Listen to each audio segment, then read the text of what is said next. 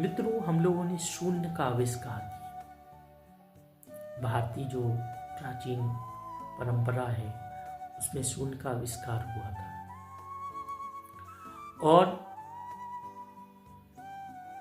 हम शून्य के बारे में ही बहुत कम जानते हैं। मानव जीवन की जब शुरुआत होती है तो इंसान शून्य रहता है और यदि इस शून्य को इंसान समझ ले, बादल की ओर आप देखना, कुछ नहीं है, शून्य है। कोई कहेगा कि बादल की ओर अंदर चले जाओ, बहुत ऊपर चले जाओ तो क्या मिलेगा? कुछ नहीं, शून्य। ठीक इसी तरीके से हमारे अंदर भी शून्य है, लेकिन हम उस शून्य का अनुभव नहीं कर पाते।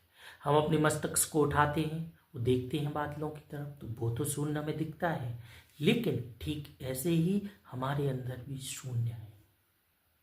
हमारे अंदर भी बादल है, सॉरी बादल नहीं, आकाश है, गगन। मेरा निकनेम गगन ही है, तो हमारे अंदर गगन है।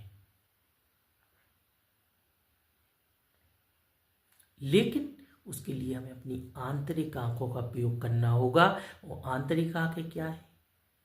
या तो हम वो ज्ञान से प्राप्त कर सकते या फिर हम ध्यान से प्राप्त कर सकते, या किसी एक विधि से या उस काम से जिसमें आप अपने को खो देते हो, आप इसका अनुभव कर लोगे।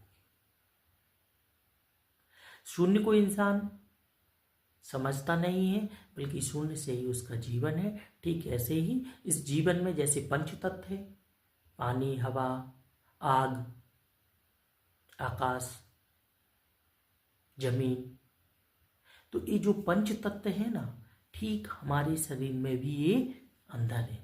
पानी, हवा, आकाश, सारी चीजें हैं, बशर्ते हम इनको जोड़ें और इनको समझें। निकल जाता जीवन, नहीं समझ पाते। हम आपको क्या बताएं कि, और ऐसा नहीं है, जब इंसान है पता इस दुनिया को छोड़ता है तब उसे एहसास होता है।